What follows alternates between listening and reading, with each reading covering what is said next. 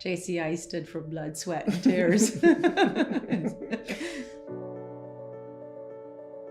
So when Juliet and myself went to a medical tourism conference in Singapore in 2006, there was a JCI representative there, and they talked about the JCI, what it brings to your company and how the patient safety standards are recognized internationally. It gives the patient reassurance when they're traveling from overseas that we are basically what we say we are. We're not just a website with no substance behind it. And the same year we had a patient from the UK who was coming out here for an IVF cycle, and she said, oh, I'll pay the deposit next week, and I'll pay the deposit next week, and I'll pay the deposit next week. And when she arrived here, she paid in full, because she said to us, well, you know, I was coming to Barbados, but your website is lovely and you seem lovely, but I didn't know who you actually were.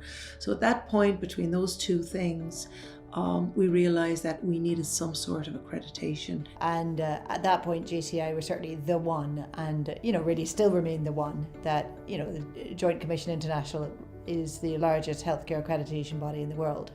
And in the same way that they accredit American hospitals for standards of care and safety, they ultimately accredit hospitals all around the world. And, you know, for a patient who is considering traveling to another country, let's face it, I think, what does this mean to them? It gives them somewhat of that stamp of approval.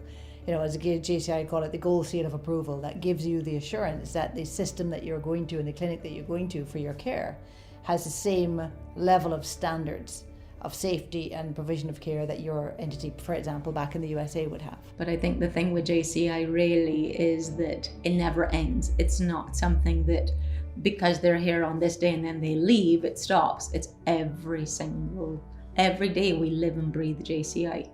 Mm-hmm. And that's the difference between a clinic, I think, that has this accreditation and one that doesn't. When you walk in here, you have that assurance that we really are the best. The best thing about JCI is that we get accredited every 3 years, and every 3 years there's something that we continue to do better. It brings our practice every time to a higher level, which we didn't even think was possible. So it had very quickly a very positive impact on our clinic and continues to do so. Yeah. And it would be to go to a clinic with JCI accreditation versus to go to a clinic without is a huge difference, because we were on both sides of that coin. Yeah. It definitely made us better.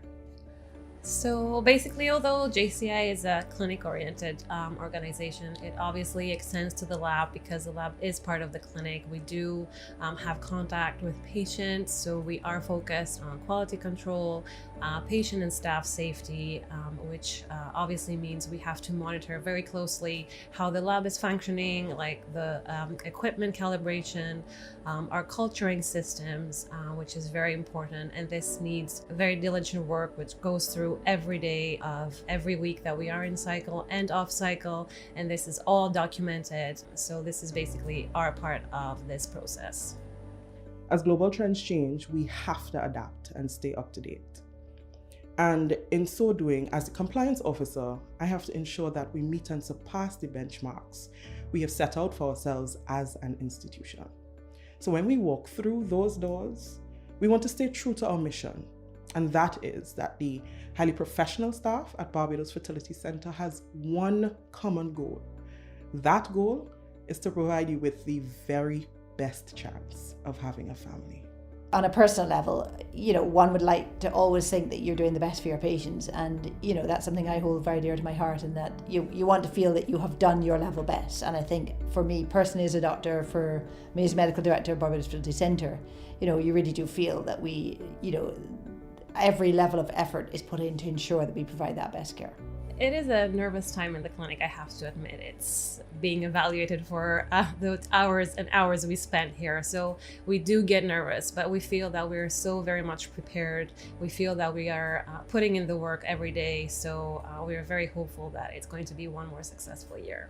We have been very successful, and we have achieved now 5 JCI accreditations. And so the last day when they sit down with us is usually this. When when they walk out the clinic. It's a big celebration because it's a lot of work. It's a lot of work to maintain this standard. It's a lot of work to improve the standard. And it doesn't happen by one person. Every single member of the team have to be a part of it. So it's not a siloed effect. So everyone is involved in it. Everyone feels the pain of it, and everyone then celebrates it as well.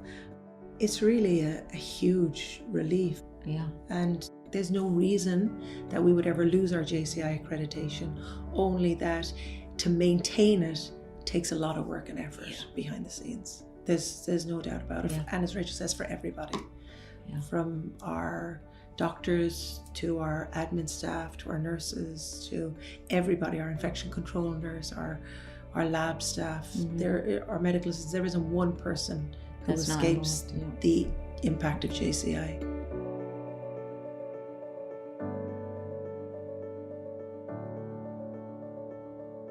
All right, everybody. Well, we have to get back to work.